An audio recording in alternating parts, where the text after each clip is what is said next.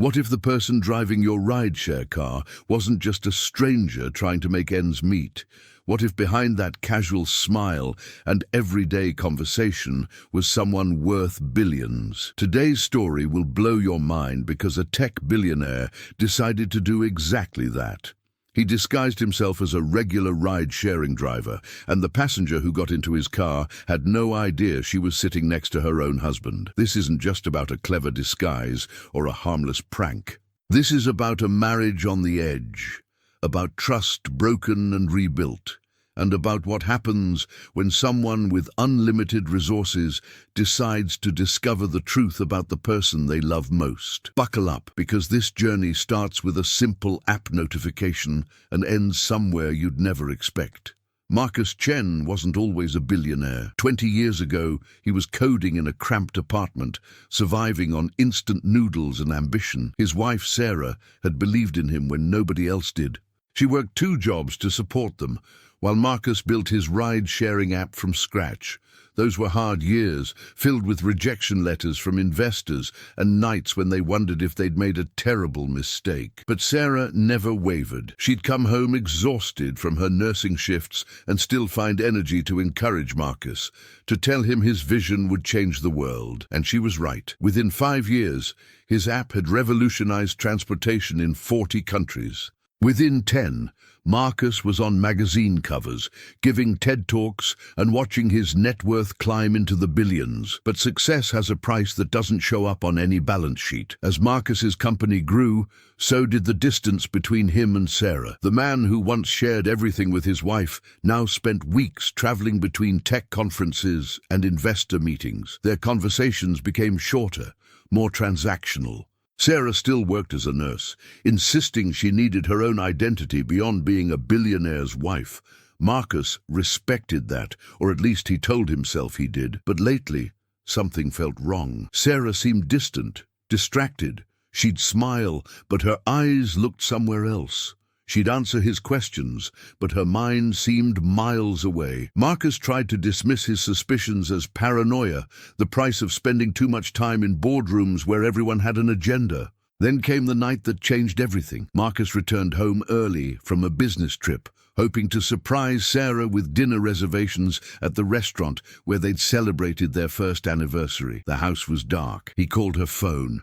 No answer. He checked the tracker on the family account and saw her phone was at a hotel downtown. His heart raced. He told himself there had to be an explanation. Maybe a work event, maybe helping a friend.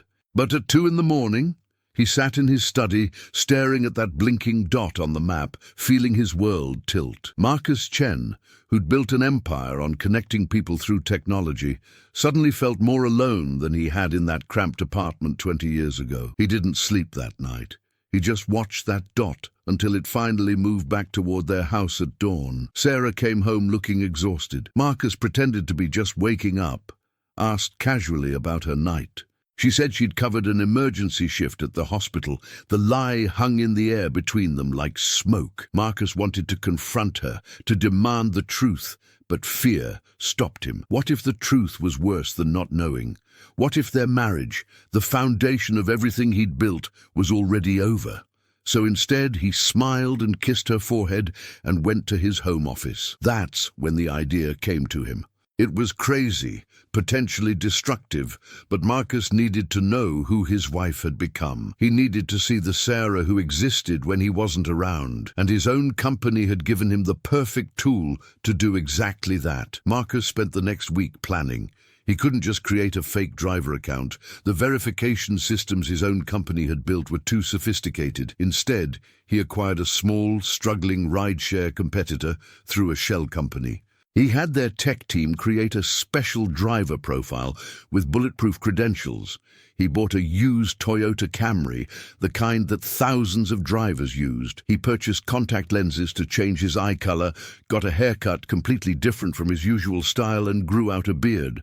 He practiced changing his voice, his mannerisms, the way he carried himself. Marcus Chen, the polished CEO who commanded boardrooms, had to disappear.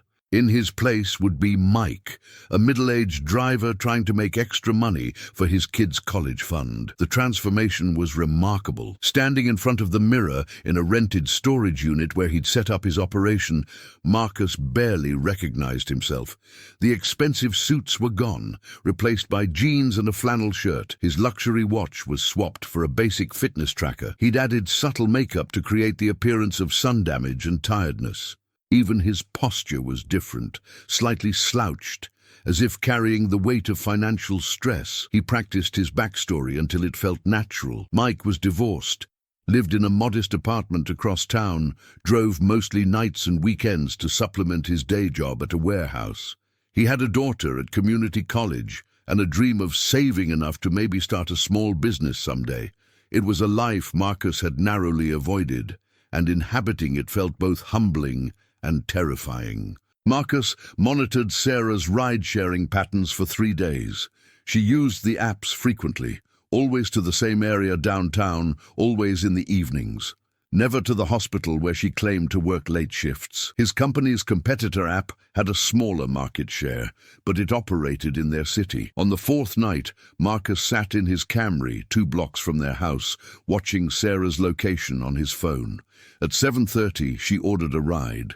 His heart hammered as he enabled his driver profile and positioned himself to be the closest available car. The app pinged, "New ride request." The pickup address was his own home. Marcus's hands trembled as he accepted. He had 60 seconds before the app would reassign the ride to another driver. He pulled away from the curb, heading toward the moment of truth. The 2-minute drive to his own house felt like hours. Marcus ran through his character one more time. Friendly, but not chatty. Professional, but approachable. Everything a good driver should be.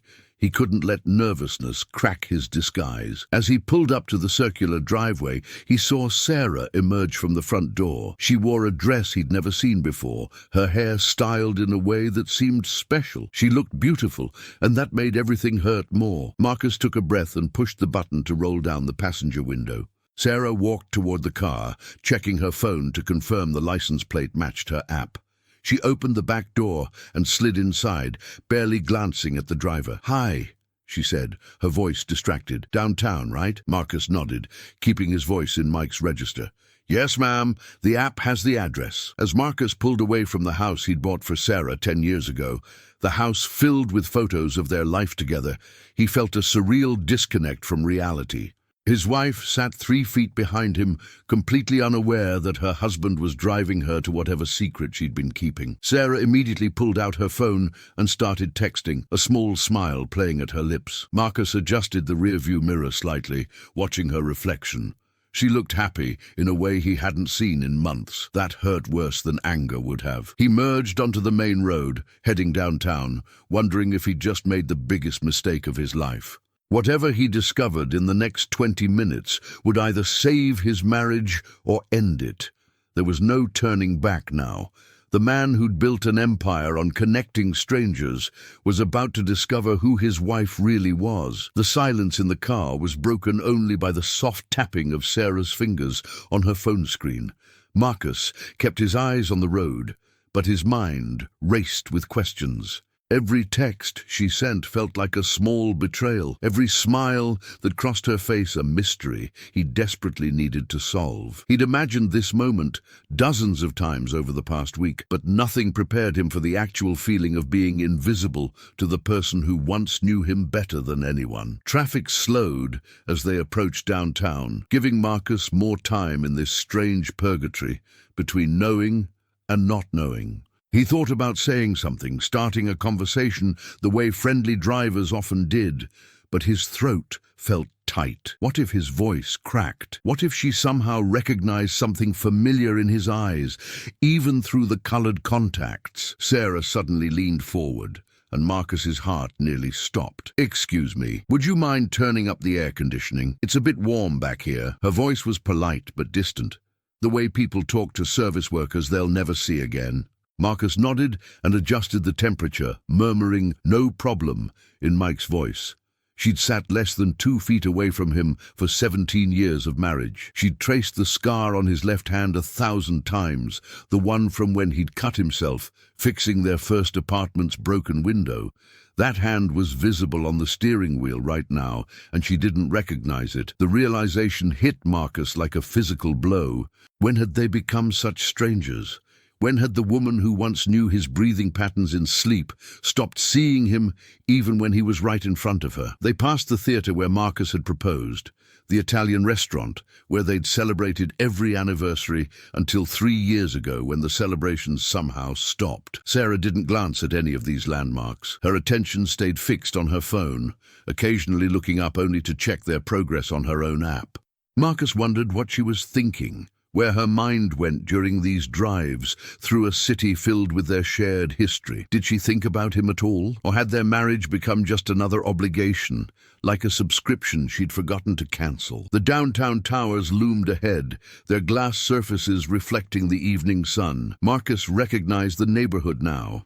Expensive hotels, upscale restaurants, the kind of places where people went for special occasions or secret meetings. His grip tightened on the steering wheel. "You can drop me at the corner of 5th and Maple," Sarah said, her voice cutting through his thoughts. Marcus checked the app. That wasn't the destination she'd entered. She was changing it, probably to walk the last block herself. That's what people did when they didn't want drivers knowing exactly where they were going. Marcus felt sick but kept his voice steady. "Sure thing. No problem." He changed lanes, heading toward the intersection she'd specified. Through the mirror, he watched Sarah check her appearance using her phone's camera, touching up her lipstick, adjusting her hair. She looked nervous, excited. Marcus had seen that expression before, years ago, when they were dating and he'd pick her up for special dates. She used to look that way for him. Now she was looking that way for someone else, or some secret he couldn't name. As they approached the corner, Sarah gathered her purse and put her phone away. Marcus slowed the car, his mind screaming at him to say something, to reveal himself, to stop whatever was about to happen. But he couldn't. He'd come this far. He needed to see this through. He pulled to the curb at exactly the spot she'd requested. Through the windshield, he could see an upscale restaurant called Azure. Its blue-tinted windows and modern design, speaking of expensive menus and intimate atmosphere. Sarah opened the door, stepping out onto the sidewalk. "Thank you," she said absently, already moving away. Then she paused, turned back, and for one heart-stopping moment, Marcus thought she'd recognized him. She leaned down to the window. "Actually, could I ask you something?" Marcus's mouth went dry. Had she seen through his disguise? Did some unconscious part of her recognize her husband despite everything? "Sure," he managed, keeping his voice in character. Sarah hesitated, then smiled apologetically. "Do you ever do scheduled pickups? I'll need a ride back home around 9:30, same starting point. I had a driver once who just waited, and it was so much more convenient than requesting a new ride. She was asking him to wait. To be here when whatever secret meeting she had was finished. The irony was so sharp it could cut. Marcus forced Mike's friendly smile. "I can do that. I'll be parked right here at 9:30.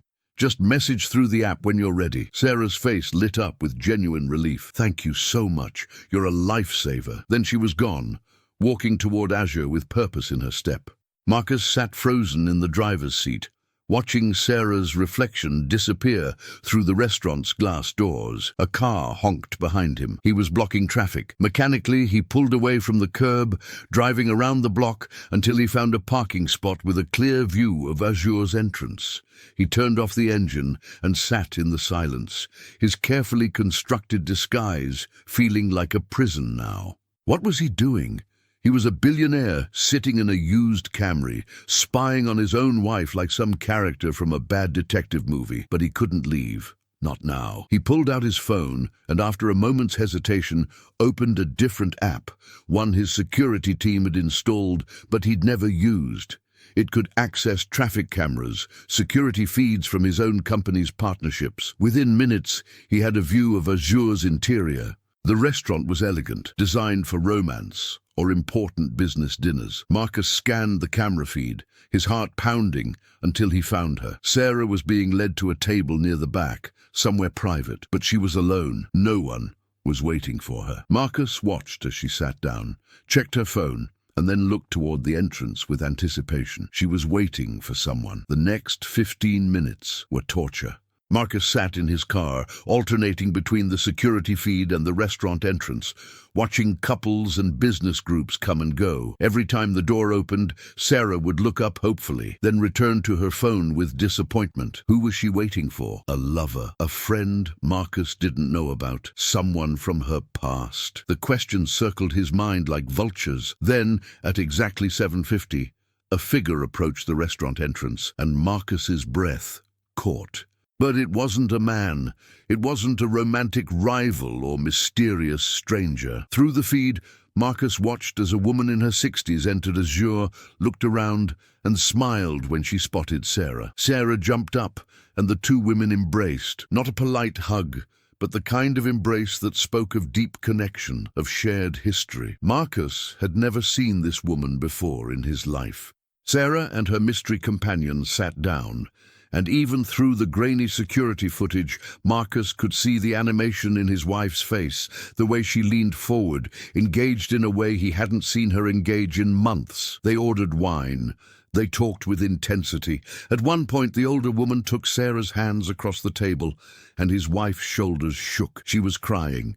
The older woman was crying too. What was happening? Who was this person? And why had Sarah kept her secret? Marcus felt his certainty crumbling. He'd been so sure he was uncovering an affair, so convinced his wife's distance meant betrayal. But this wasn't what infidelity looked like. This looked like something else entirely, something deeper and more complicated. He zoomed in on the security feed, trying to read lips, to understand the conversation happening at that distant table. The older woman had kind eyes and grey hair pulled back in an elegant bun. She wore simple but quality clothing, and there was something about her bearing that suggested authority, maybe professional expertise. A therapist, a counselor. But why would Sarah hide therapy? Marcus had always supported mental health. He'd donated millions to psychiatric research. Unless it wasn't about mental health, unless it was about something Sarah thought she couldn't share with him. Marcus checked the time. Only 90 minutes until he'd promised to pick her up. 90 minutes to decide what to do with this information, or whether to reveal himself now. Marcus couldn't just sit in the car for 90 minutes watching a security feed.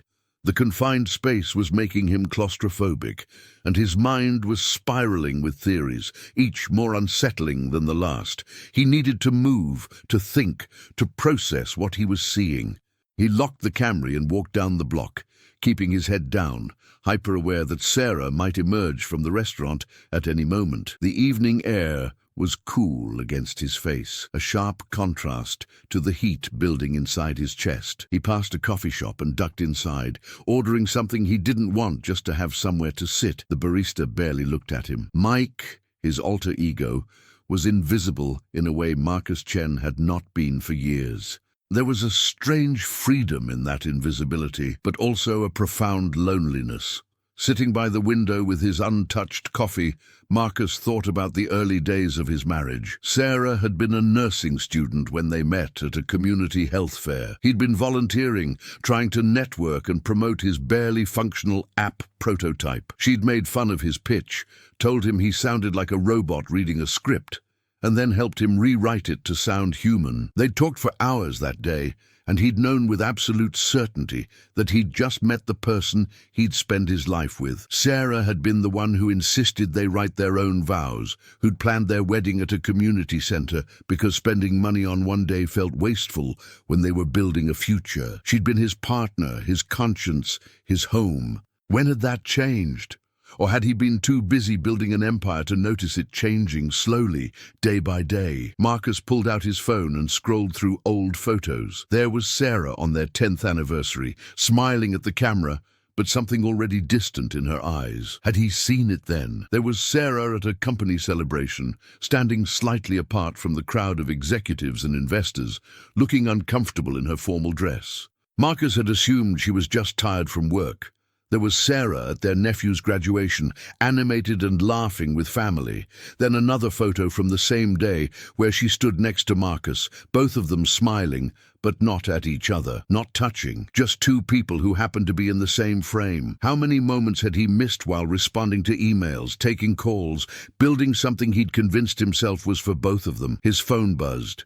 A message from his CFO about the quarterly earnings call. Marcus stared at it, then turned off his phone entirely. At 8:30, Marcus returned to his car.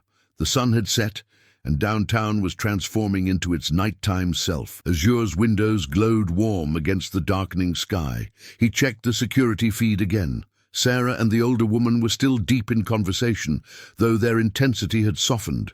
They were sharing dessert now, occasionally laughing. The earlier tears replaced by something that looked almost like peace. Marcus realized he'd never asked Sarah about her day in any meaningful way in months. Their conversations had become transactional. How was work? Fine. Need anything? No.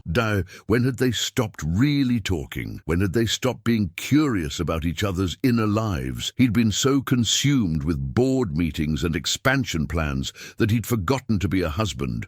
Maybe Sarah's secret wasn't about betraying him. Maybe it was about surviving him. At 9:15, Marcus saw movement on the security feed. Sarah and the older woman were standing, embracing again. There was finality in this goodbye, like they might not see each other for a while. The woman held Sarah's face in her hands for a moment, saying something that made Sarah nod seriously. Then they separated. Marcus watched the older woman leave first, walking with slow, measured steps. Sarah remained at the table for a moment, gathering herself, wiping her eyes one final time. Then she headed for the exit. Marcus started the Camry's engine, his hands steadier now than they'd been 2 hours ago. Whatever was happening, whatever secrets Sarah was carrying, he was going to approach this differently than he'd planned. He was going to listen, actually listen, the way he hadn't done in far too long, the way Mike the driver might listen, without agenda or assumption. Sarah emerged from Azure looking emotionally exhausted. The excitement from earlier was gone, replaced by something more complex. She looked fragile in a way that made Marcus want to jump out of the car and hold her, disguise be damned.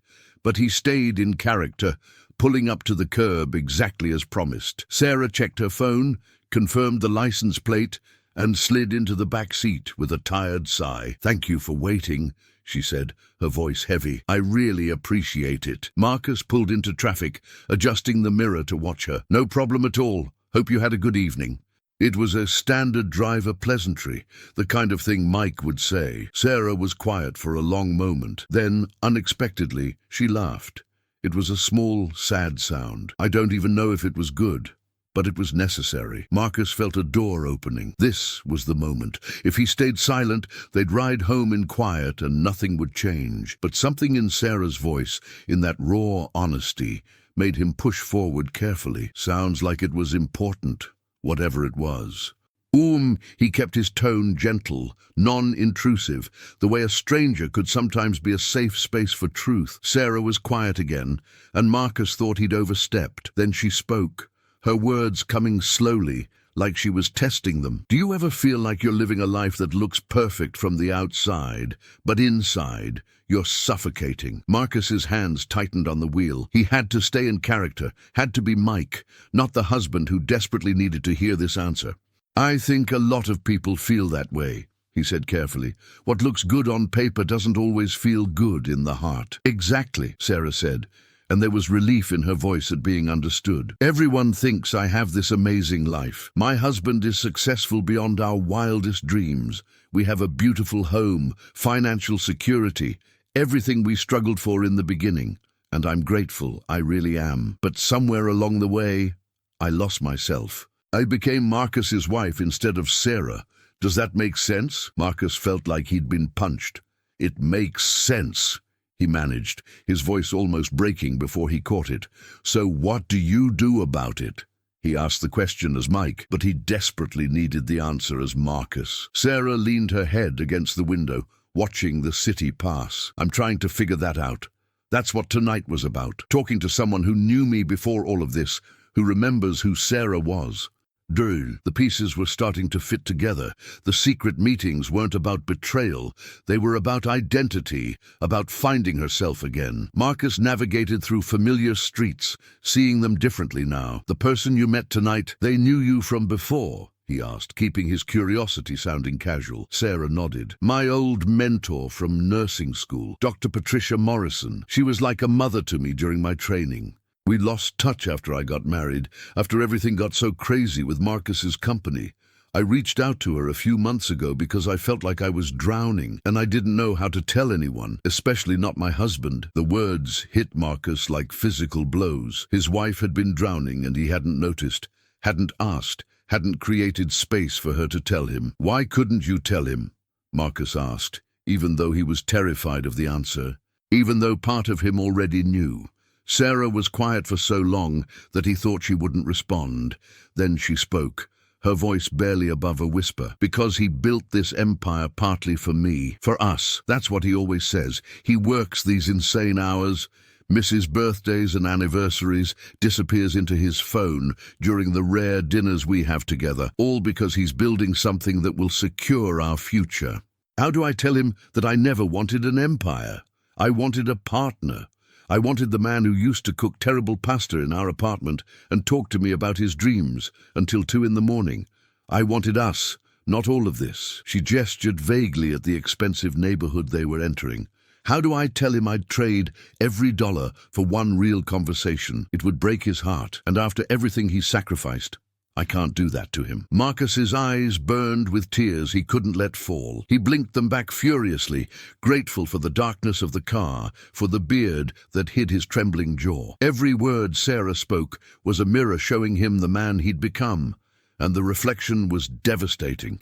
He'd thought he was building a future. He'd told himself every missed dinner, every distracted conversation, every business trip was an investment in their life together.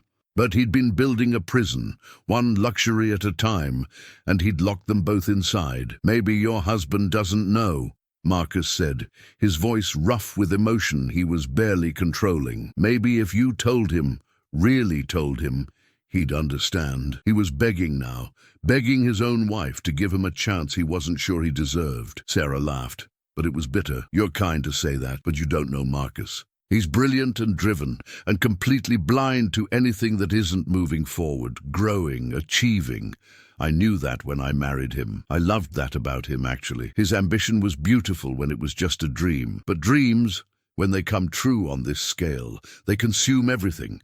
They consume the dreamer. She paused, and Marcus could hear her breathing in the darkness. Dr. Morrison asked me tonight what I want. Not what I should want, not what makes sense, not what's fair to Marcus given everything he's provided, just what I want in my heart. And I couldn't answer. Isn't that terrible? I'm 42 years old, and I don't know what I want anymore. I only know what I've lost. They were getting close to the house now.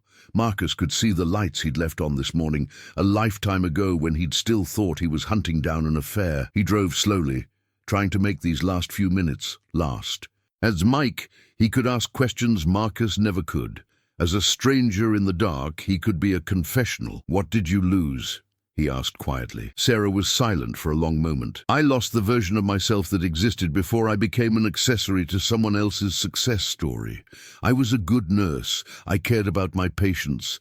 I made a difference in people's lives in direct, tangible ways. Now I volunteer on charity boards, where my main value is being Marcus Chen's wife, where I smile at galas and help raise money but never actually touch the work. I lost the friends I had before because they don't fit into this world, and I don't fit into theirs anymore. I lost spontaneity, romance, the feeling of being seen. Marcus pulled into the circular driveway, the same spot where he'd picked Sarah up 3 hours earlier, but everything had changed.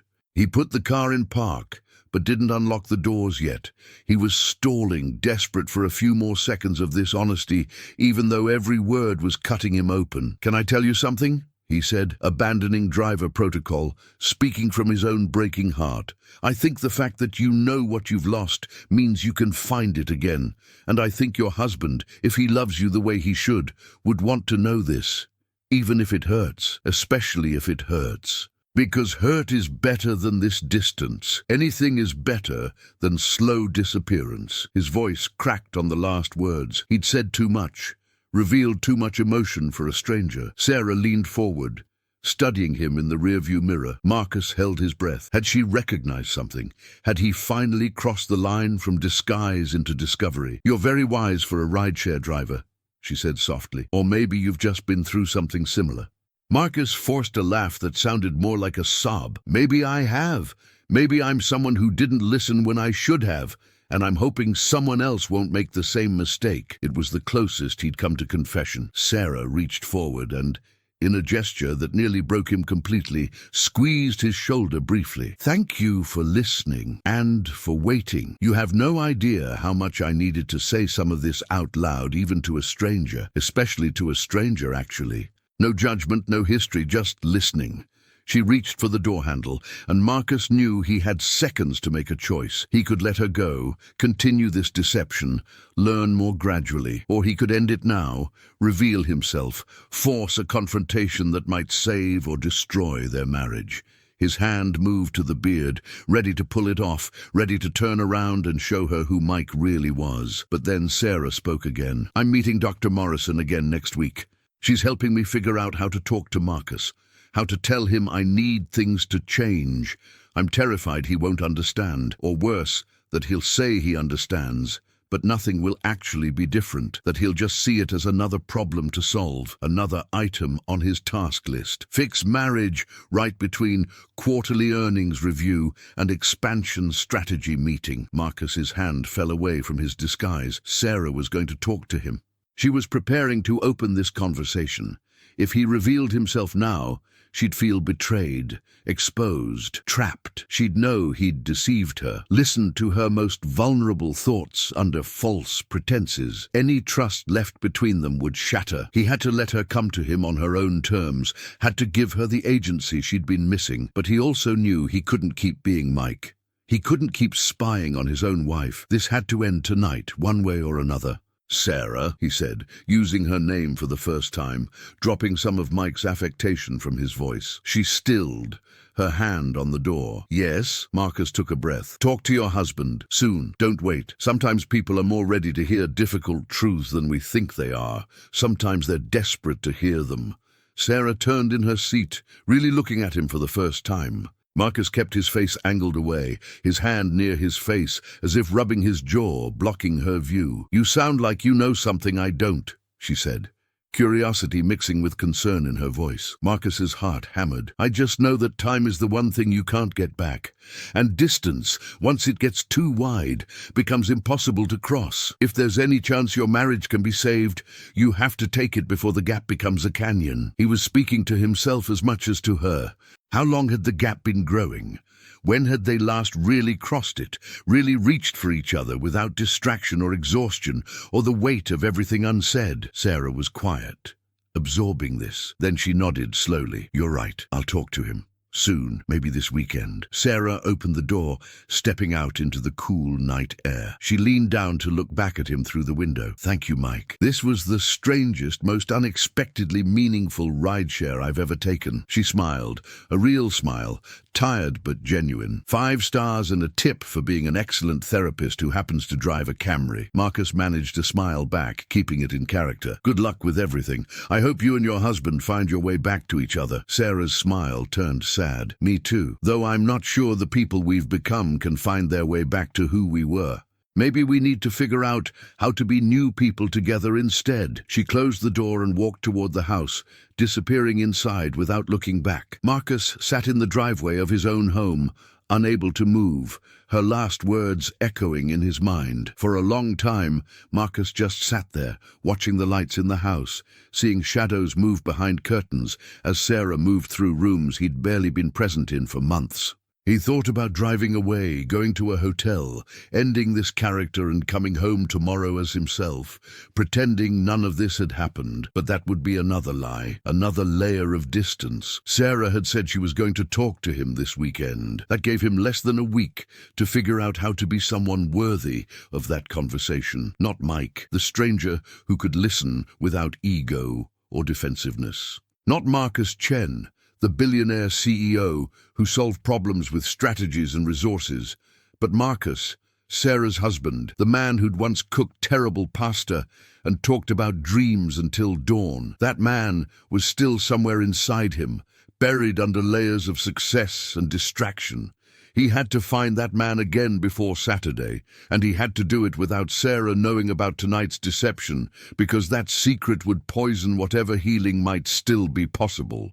Marcus finally drove away from his house, heading to the storage unit where he'd set up his transformation station. The familiar streets felt foreign now, like he was seeing them through different eyes. Mike's eyes, maybe, or the eyes of the man he used to be before success had built walls around him. He parked behind the storage facility, away from security cameras, and sat in the darkness trying to process everything. His wife wasn't having an affair. She was having an identity crisis, and he was the cause.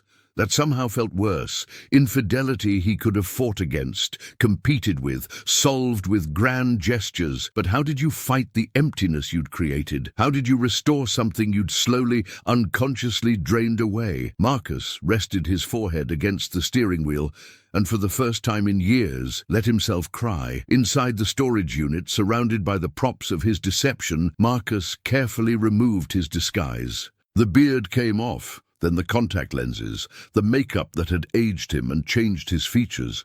He stared at himself in the mirror, seeing Marcus Chen emerge from beneath Mike's ordinariness. But which face was the mask? The polished billionaire who commanded boardrooms and made decisions that affected thousands of employees, or the ordinary man who'd spent tonight listening to his wife's pain? Marcus realized he'd been wearing a disguise for years, long before tonight. He'd been playing the role of successful CEO so completely that he'd forgotten the person underneath. Sarah had said she'd lost herself, but Marcus had lost himself too. They'd both been swallowed by the empire he'd built, and neither of them knew how to find their way out. Marcus drove to a hotel downtown, the same neighborhood where Sarah had met Dr. Morrison. He couldn't go home yet, couldn't face her while his emotions were this raw and visible. He checked in under Mike's fake name, using the backup identification he'd created for this operation. The irony wasn't lost on him. He was a billionaire, hiding in a mid-range hotel, under a false identity, because he couldn't be honest with his own wife. The room was generic, impersonal, the kind of space that could be anywhere in any city. Marcus sat on the edge of the bed and pulled out his phone. He had 63 unread emails, 22 text messages, 3 voicemails. His company needed him. His executives needed decisions. The world he'd built was continuing to turn, demanding his attention. Marcus turned the phone off and threw it on the nightstand. For once, all of that could wait. He lay back on the hotel bed, staring at the ceiling, replaying the entire evening in his mind. Every word Sarah had spoken, every pause, every emotion in her voice. She'd said she was suffocating. She'd said she'd lost herself. She'd said she wanted one real conversation more than all his money, and she'd said those things to a stranger because she couldn't say them to her husband. What did that say about the kind of man he'd become? Marcus thought about the early years, when they'd shared everything, when no dream was too big to discuss and no problem too small to matter. He remembered the night before his first major investor meeting, when he'd been paralyzed with fear, and Sarah had stayed up with him, helping him rehearse, believing in him when he didn't believe in himself. When had he stopped letting her see his fears?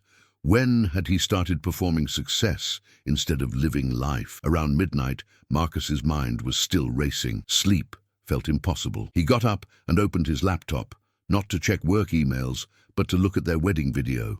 He hadn't watched it in years. There they were, 23 years old, standing in a community center decorated with flowers Sarah's nursing school friends had arranged. Marcus watched his younger self fumble through vows he'd written and rewritten a dozen times, his voice shaking with emotion. "Sarah, you see me," young Marcus said on the screen. "Not what I might become, not what I want to achieve, but who I am right now, in this moment.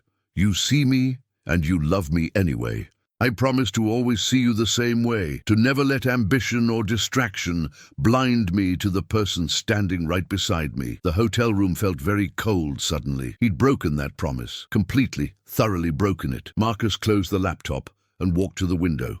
The city spread out below him, millions of lights representing millions of lives. How many of those people were lying awake right now, feeling the distance between themselves and the people they loved? How many had built something impressive, only to realize they'd built a cage? His phone, still turned off, sat on the nightstand like an accusation. His entire company could be reached through that device. Thousands of employees, millions of users, billions of dollars in valuation, all connected through technology he'd created to bring people together.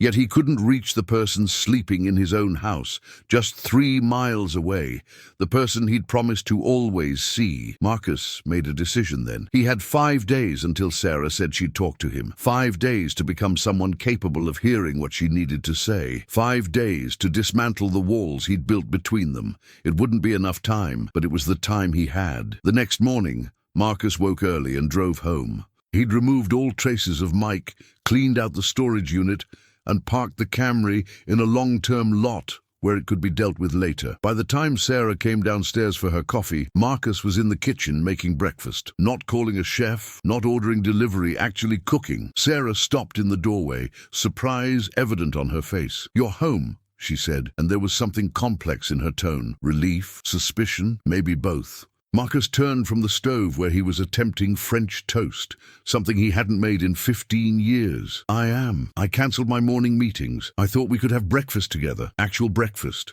where we sit and eat and talk, if you have time before work." He held his breath, waiting for her response. Sarah studied him for a long moment, and Marcus wondered if she could see the guilt written on his face, if somehow she'd sense what he'd done last night.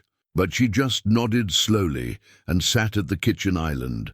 "I have time," she said carefully. "My shift doesn't start until noon." Marcus served the French toast, slightly burned on one side because he was out of practice, and sat across from her. The silence between them felt heavy with everything unsaid. Marcus realized he had no idea how to start this conversation. He couldn't reference what he'd learned last night. He couldn't push her to talk before she was ready. But he also couldn't go back to their routine of meaningless pleasantries. "I'm sorry," he said finally, the words inadequate but necessary. Sarah looked up, confused. "For what?" Marcus gestured vaguely, encompassing everything. "For not being here, for not making you French toast in 15 years, for becoming someone who forgot that this, right here, was supposed to be the point of everything else." Sarah's eyes filled with tears, and Marcus's heart broke all over again. She set down her fork and wiped her eyes with her napkin. "What brought this on?" she asked, her voice shaky. Marcus had prepared for this question, had spent half the night crafting an answer that was true without being the full truth. "I was in a car the other day, and the driver said something that made me think. He said time is the one thing you can't get back, and I realized I've been spending all my time building things that don't matter while neglecting the one thing that does. Us, you." It was true. Every word, even if he was leaving out the part about being that driver. Sarah was crying openly now, and Marcus came around the island to stand beside her, unsure if he was allowed to touch her, if that intimacy was still permitted after months of distance. Sarah made the decision for him, turning and pressing her face against his chest, her shoulders shaking with sobs that seemed to come from somewhere deep and long suppressed. Marcus wrapped his arms around her and held on, feeling her pain and his own mixing together.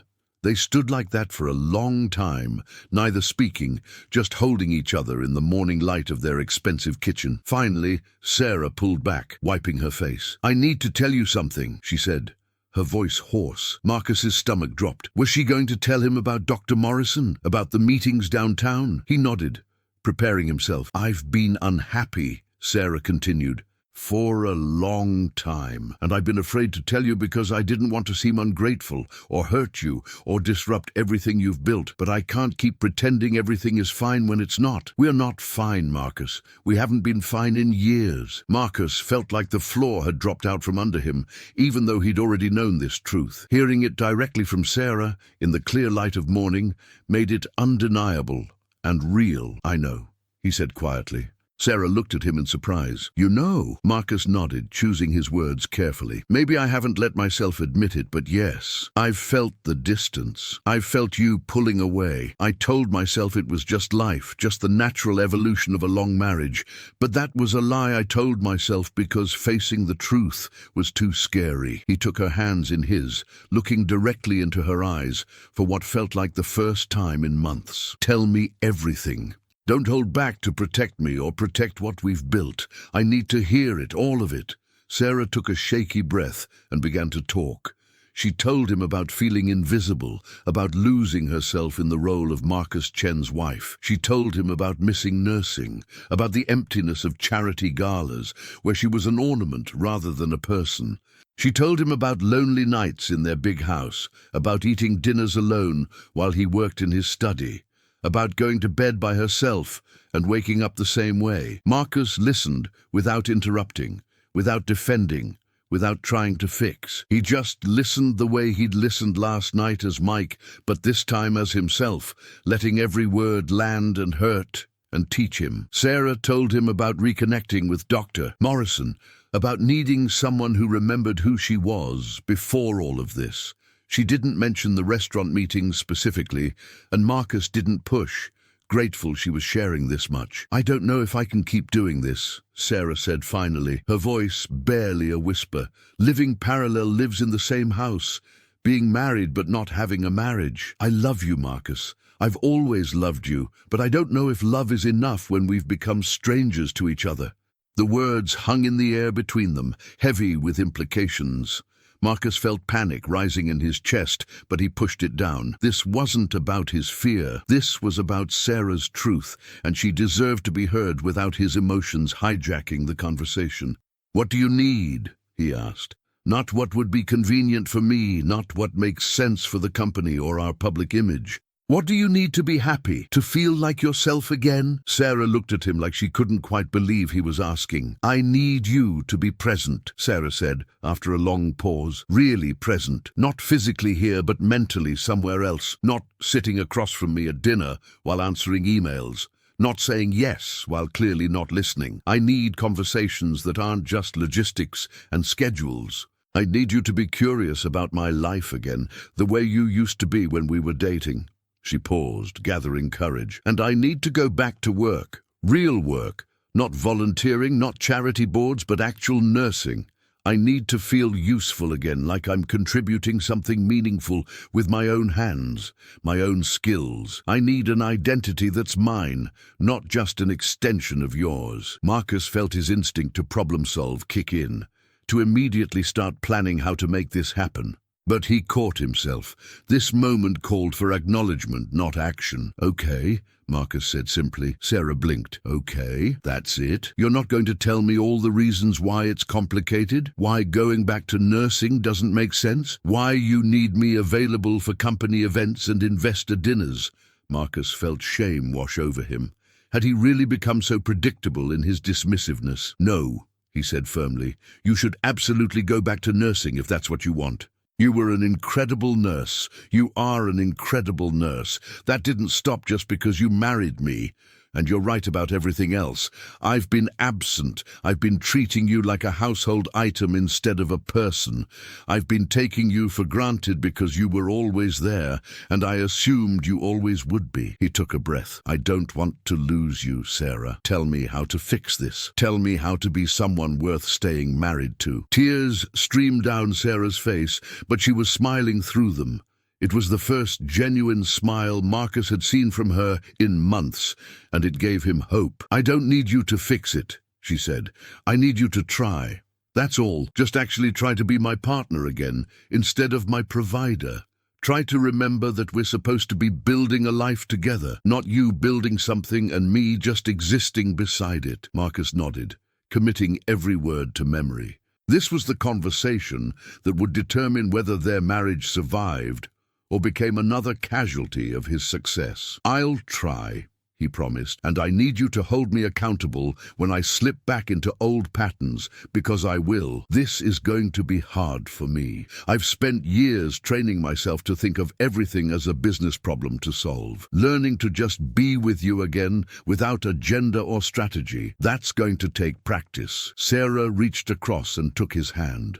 The gesture was small, but it felt monumental. So where do we start? She asked. Marcus thought about it. He thought about all the advice he'd given Sarah last night as Mike, about closing gaps before they became canyons. How about we start with today, he said. I'm clearing my entire schedule. No meetings, no calls, no emails. Just us. We could go somewhere, do something, or just stay here and remember how to talk to each other. Whatever you want. Sarah looked skeptical. Can you really do that? Just turn off the company for a day. Marcus picked up his phone and right there in front of her sent an email to his executive team. I'm taking a personal day. All meetings are to be rescheduled. Only contact me if there's an actual emergency that threatens lives or the company's existence. Everything else can wait. He hit send and put the phone face down on the counter. There. Done. Sarah stared at him like he'd performed magic. I don't think you've taken an unscheduled day off in 10 years. She said. Marcus realized she was right. Even their vacations were planned months in advance and interrupted by calls and video conferences. Then I'm 10 years overdue, he said. Maybe more. So what do you want to do with this unexpected gift of time? Sarah thought for a moment, and Marcus could see her mind working, testing whether this was real, whether he'd actually follow through. I want to go to the park, she said finally. The one near where we had our first apartment. I want to walk around the lake and feed the ducks like we used to on Sunday mornings. And then I want to get lunch from that terrible taco truck that's probably still there, and sit on a bench and just exist together without any purpose or agenda or productivity. Marcus smiled. That sounds perfect. They drove to the park in Sarah's car, not the luxury sedan that came with a driver, but her modest SUV that she used for her volunteer work. Marcus couldn't remember the last time he'd been a passenger, letting someone else drive, not checking his phone or reviewing documents. He just sat and watched the city pass, his hand resting on the center console near Sarah's. She didn't take his hand, but she didn't move hers away either, and that felt like progress. The park was exactly as Marcus remembered it, though the neighborhood around it had changed. Gentrification had brought trendy cafes and boutique shops where there used to be laundromats and corner stores. But the lake, the trees, the ducks, those were the same. Sarah bought a bag of duck food from a vendor, and they walked down to the water's edge. It felt like traveling back in time, except they were different people now. Older, more complicated, more broken, but maybe healing. They walked slowly around the lake, tossing food to the ducks that paddled over expectantly. For a while, neither of them spoke, just comfortable in the silence. Then Sarah said, "Do you remember the morning you decided to quit your job and build the app full-time? We came here that day." Marcus did remember. He'd been terrified, convinced he was making a huge mistake, that he was risking their entire future on a dream. They'd sat on a bench right over there, and Sarah had said, "If you don't try, you'll always wonder. And I'd rather struggle together chasing something meaningful than coast along playing it safe." That conversation had changed his life. That belief she'd had in him had built everything. "I remember," Marcus said.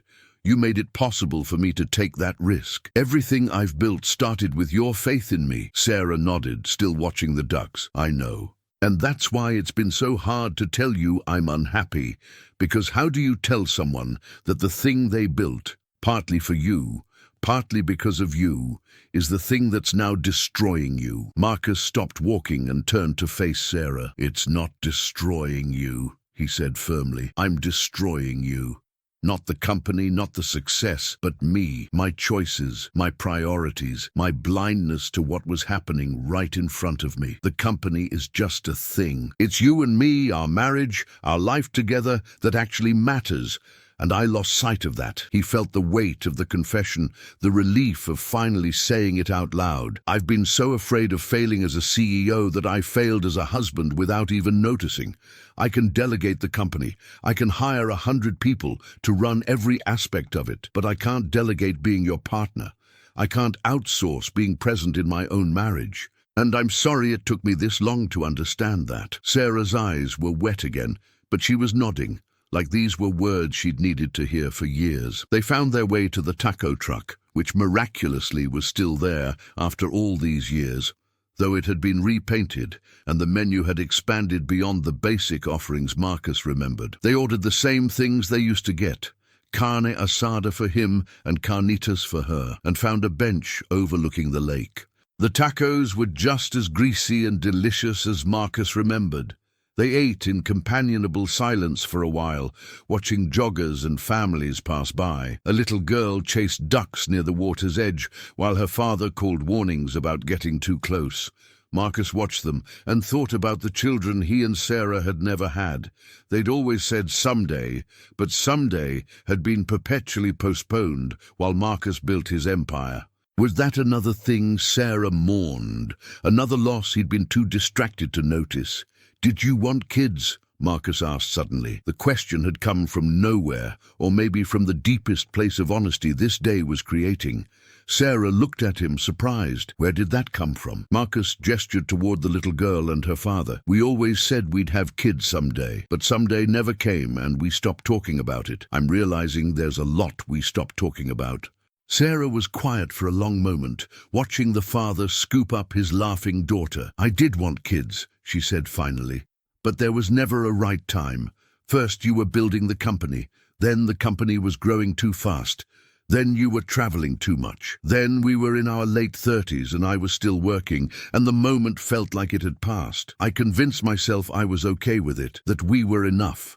But sometimes I see families and I feel this ache for what we didn't have." Marcus felt like he'd been punched, another thing he'd taken from her without even realizing it. "I'm so sorry," he said, his voice rough.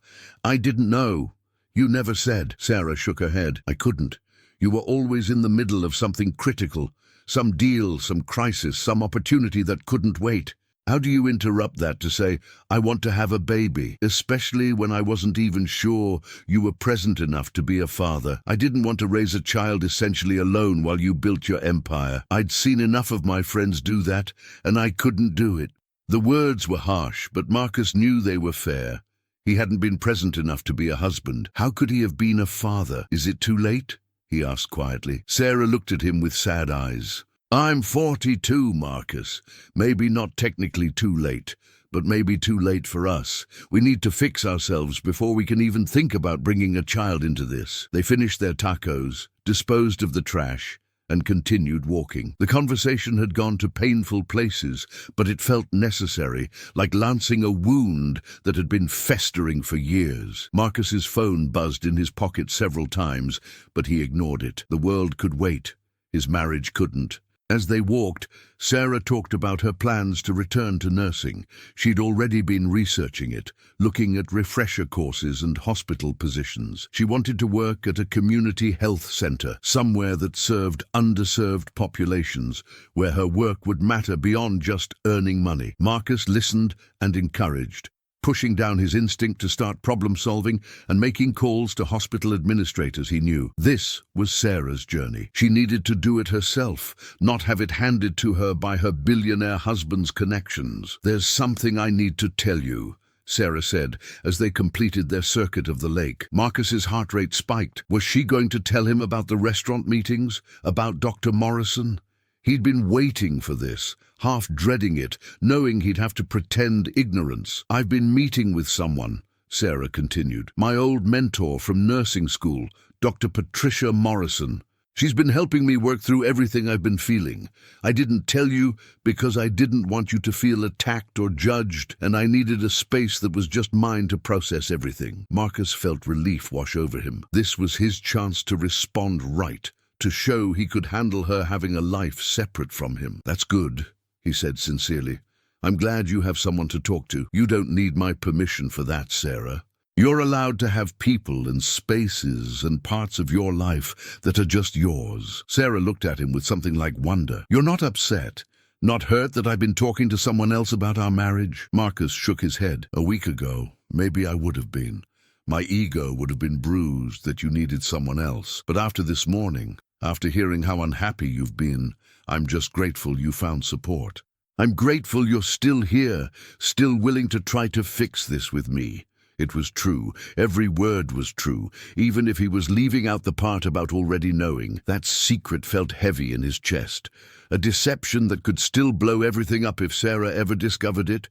But Marcus told himself it was a small lie in service of a larger truth. He'd learned what he needed to learn. Now he had to become someone worthy of the knowledge, and that meant leaving Mike behind forever.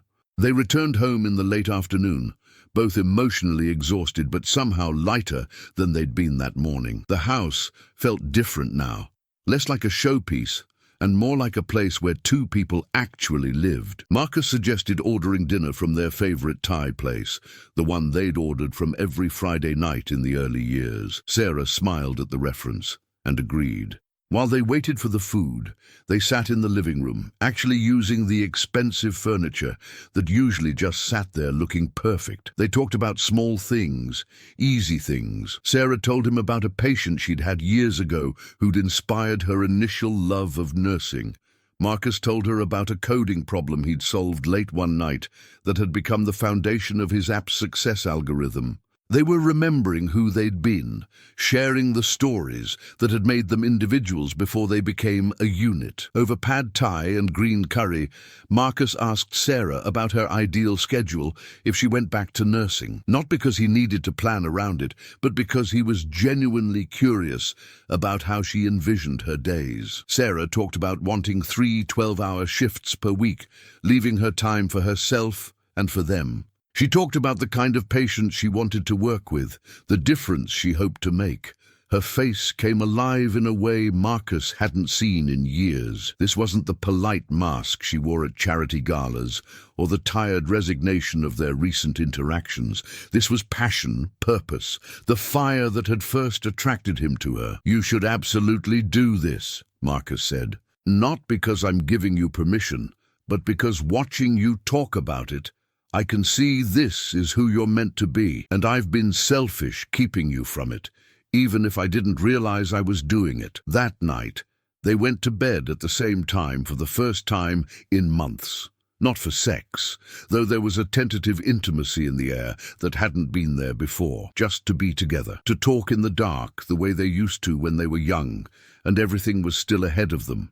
Sarah told Marcus about her fears, about whether they could really change old patterns, or if this was just a temporary burst of effort that would fade back into routine. Marcus admitted his own fears, that he'd fail at this, that being present and attentive didn't come naturally to him anymore, that he'd been trained by years of CEO life to always be moving, always be solving, always be 3 steps ahead. "But I want to learn," he said in the darkness. "I want to learn how to just be with you again, even if I'm terrible at it at first." Sarah found his hand under the covers and squeezed it. "We'll learn together," she whispered. The next few weeks were harder than Marcus anticipated. Changing patterns built over years turned out to be like trying to redirect a river with his bare hands. He'd commit to being present at dinner, then find himself mentally solving a supply chain problem while Sarah talked about her day.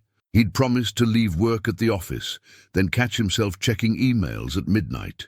Each time he slipped, Sarah would gently call him out, and each time, Marcus would have to confront how deeply his work addiction had embedded itself. But there were victories too, small moments when he managed to stay fully present, when he listened without his mind wandering, when he chose Sarah over his company. Those moments felt like learning to breathe in a new way, difficult, but essential. Sarah noticed. She started smiling more, relaxing into conversations instead of keeping them surface level. Sarah enrolled in a nursing refresher course and started the process of reactivating her license. Marcus watched her transform as she studied, her energy returning, her sense of purpose reigniting. She'd come home from classes excited, telling him about new procedures and technologies that hadn't existed when she'd last practiced.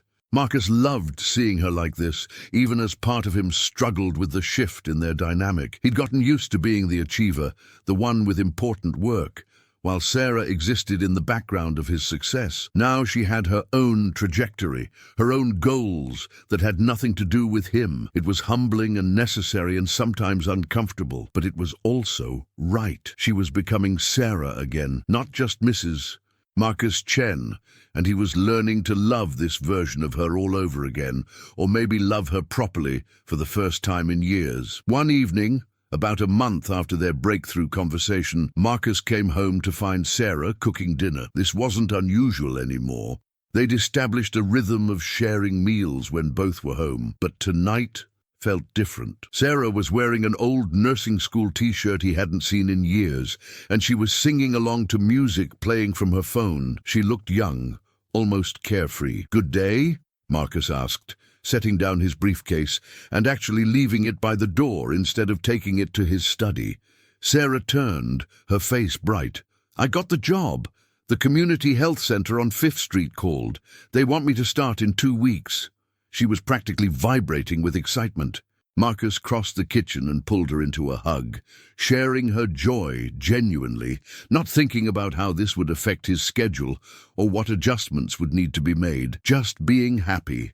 Because she was happy. They celebrated with cheap champagne and the dinner Sarah had made, laughing about how their celebration would have looked different a few months ago. Back then, Marcus would have insisted on an expensive restaurant, probably would have checked his phone through dinner, maybe would have cut the evening short for a conference call with overseas investors. Now, they sat at their kitchen island, talking about Sarah's new job, her nervousness and excitement, the difference she hoped to make. Marcus told her about a decision he'd been considering, something he hadn't mentioned before because he needed to be sure.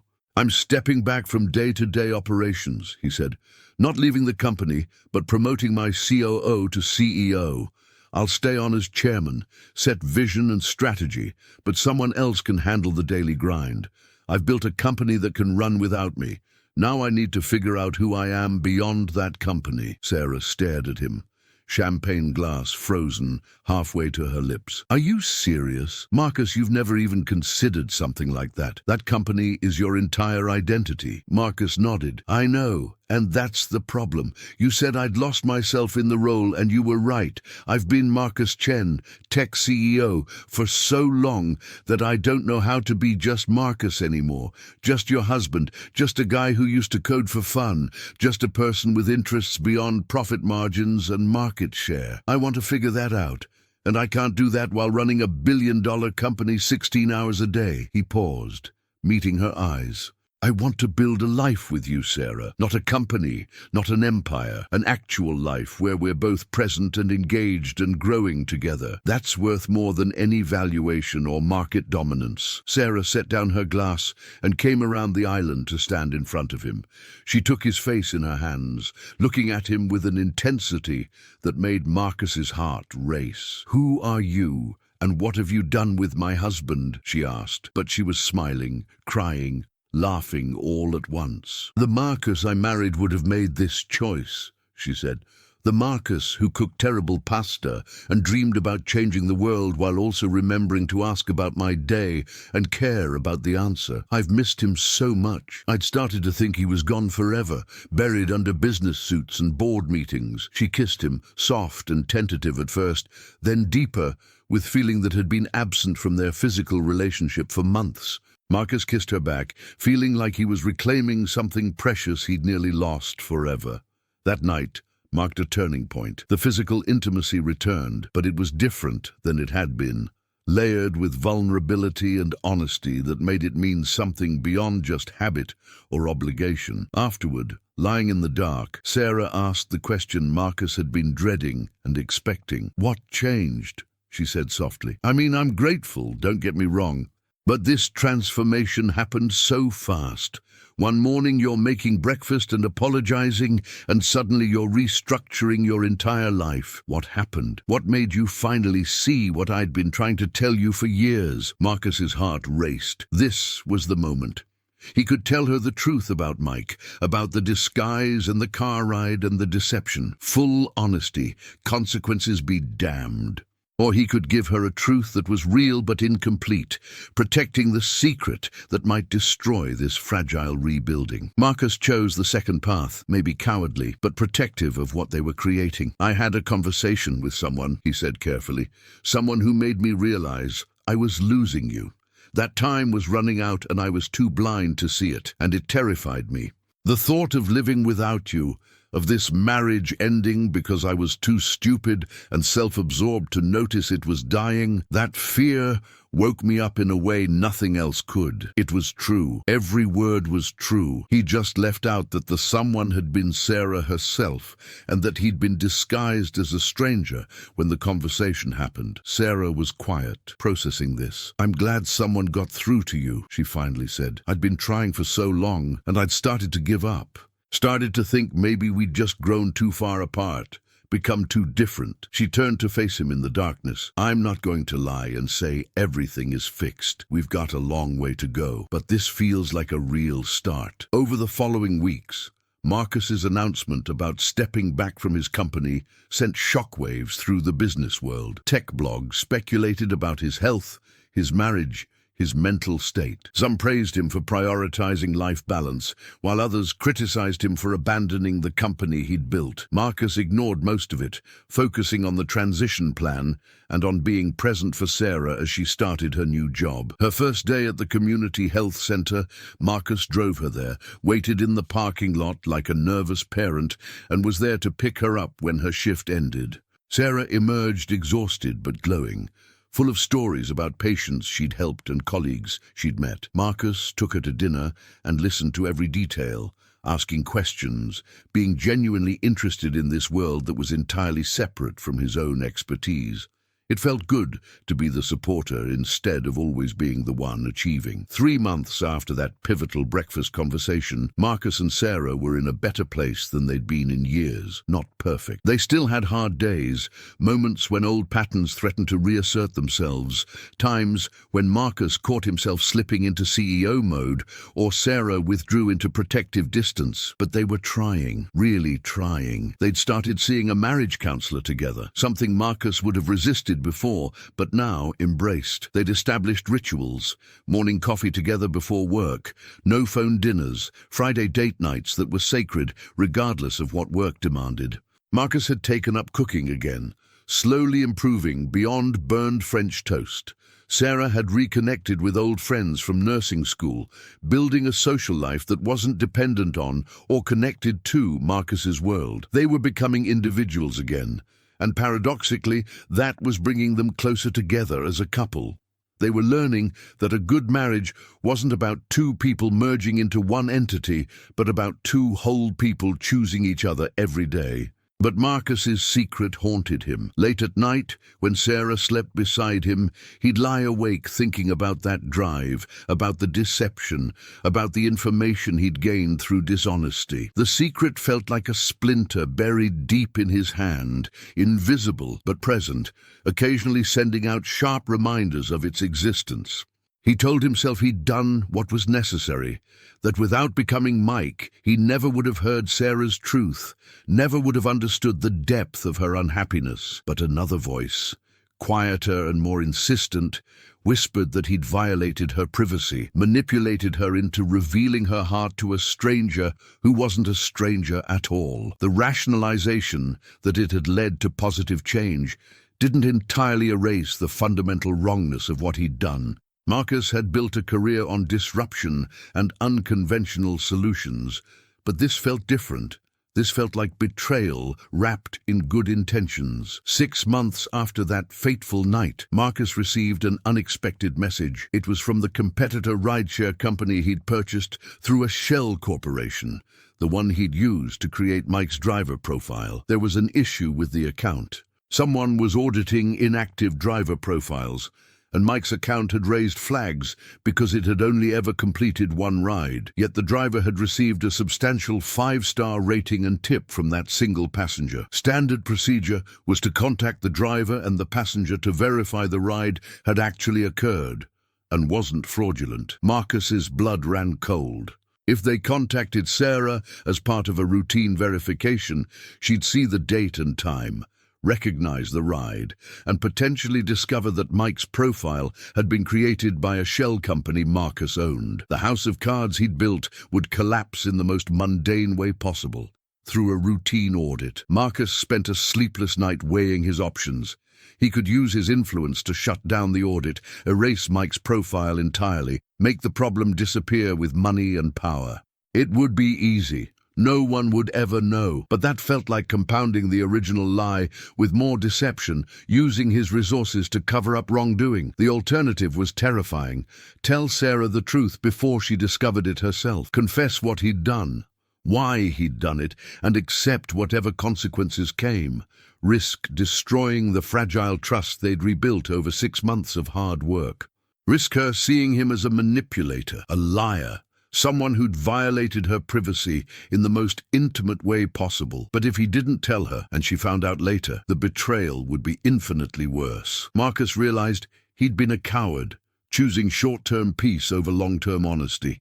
Now that choice was coming back to haunt him. The next evening, Marcus asked Sarah if they could talk. Something in his tone made her put down her book and give him her full attention. They sat in the living room, the same place they'd had so many hard conversations over the past months. Marcus's hands were shaking. "I need to tell you something," he began, his voice unsteady. "Something I did that I'm not proud of.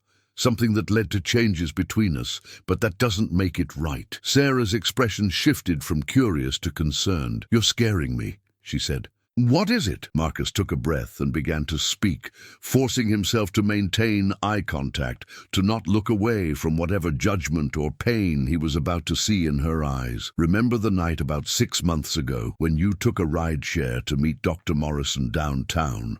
The driver who waited for you and drove you home?" Sarah's brow furrowed, trying to understand where this was going. "Vaguely."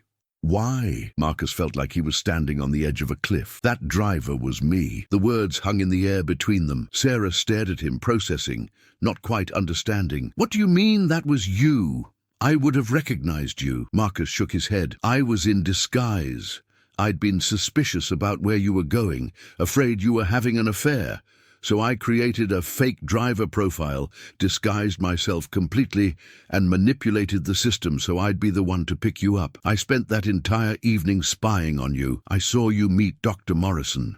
I listened to you talk on the drive home, asked you questions as a stranger, and heard things you weren't ready to tell me as your husband." He watched the color drain from Sarah's face as understanding crashed over her. "You did what?" Sarah's voice was barely a whisper, but there was a tremor in it that might have been rage or heartbreak or both. She stood up, putting distance between them. "You disguised yourself. You manipulated me into getting into your car. You spied on my private meeting and then tricked me into sharing my feelings." Marcus stood too, though he stayed where he was, giving her space. "Yes, I did all of that, and it was wrong. Deeply, fundamentally wrong. I violated your privacy and your trust, and there's no excuse that makes it okay." Sarah was pacing now, her hands shaking. "That conversation in the car, when I told that stranger things I'd never been able to tell my own husband, you were there. You heard all of it while pretending to be someone else." Her voice was rising. "How could you do that to me? How could you manipulate me like that?" Marcus felt tears streaming down his face. "I was terrified of losing you. I knew something was wrong, but I didn't know what. And my fear made me do something unforgivable. I'm not asking you to excuse it or understand it. I'm just telling you the truth, because you deserve to know, and because keeping the secret was making everything we've rebuilt feel like another lie." Sarah stopped pacing and looked at him with eyes full of hurt and betrayal. "When did you plan to tell me? Ever? Or only now because something forced your hand?" Marcus flinched at the accuracy of the question. "There's an audit at the rideshare company. They might have contacted you to verify the ride. I could have made it go away, covered it up, but I couldn't keep lying to you, even by omission, even when the truth might destroy us." Sarah laughed bitterly. "Oh, how noble. You're telling me because you're about to get caught, not because you actually believed I deserved to know." "That's not entirely fair," Marcus said quietly, then caught himself. "No, actually it is fair. You're right. If there hadn't been an audit, would I have ever told you? I don't know. I wanted to, dozens of times, but I was too afraid. I'm still afraid. But Sarah, everything I learned that night, everything that made me finally wake up and start changing, came from hearing your truth. Does that make it okay? No, but it's what happened. I heard how much pain you were in, pain I'd caused, and it broke something open in me.